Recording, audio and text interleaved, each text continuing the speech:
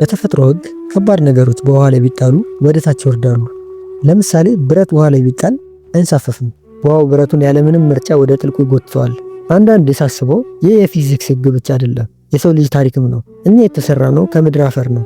እናም ክብደት አለን። ውሃ ላይ ብንጣል መዋኘት ካልቻልን እጣ ፈንታችን የሚሆነው መስጠምና መዛግ ብቻ ነው። በመጽሐፍ ቅዱስ ሁለተኛ ነገሥት ምዕራፍ 6 ላይ ስንመለከት ግን አንድ እንግዳ ክስተትን እናነባለን። አንድ ሰው በመጥረቢያ እንጨት ሲቆርጥ የመጥረቢያው ብረት ከእጀታው ወልቆ ዮርዳኖስ ወንዝ ውስጥ ይሰምጥበታል። ሰውየው መጥረቢያውን ተበድሮት ነበርና በጣም ይደነግጣል። እናም ያ መጥረቢያ ብረት ከዓይኑ ርቆ በውሃው ግርጌ ወደቀ። ውሃው ጥልቅ ስለሆነ በሰው አቅም ያንን ብረት ማውጣት አልተቻለም ነበር። በዛ አካባቢ የነበረው ነብዩ ኤልሳ ይህንን ሲሰማ ለሰውየው አዘነለት።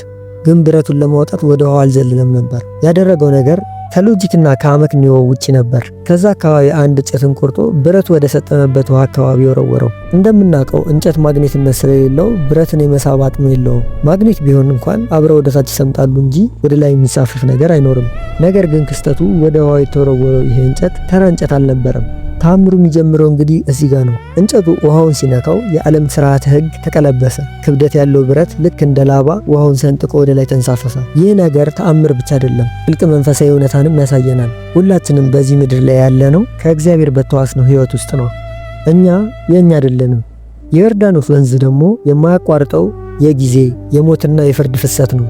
የራሳችን ስህተትና ጉድለት ልክ ውሃ ውስጥ እንደተጣለው ብረት ማንነታችንን ወደ ጥልቁ ይሰበዋል። እናም ይህን ታሪክ ሳስበው ሰው በገዛ ኃጢአቱ ወደ ጥልቁ ሲሰምጥ፣ ክርስቶስ የተሰቀለበት መስቀል ደግሞ ወደ ሞት ጥልቀት ወርዶ ከተፈጥሮ ሕግ ውጪ ማውጣት ሲችል እንደማለት ብዬ አሰብኩኝ። መስቀሉ ወደ ዮርዳኖስ ሲገባ በኃጢአት የሰጠመውና ተስፋ የሌለው ሰው ወደ ላይ ከፍ ማለት ይችላል። ከዛም አዲስ ሕግ፣ አዲስ ማንነት ይሰጠዋል። ቸር ያቆየን።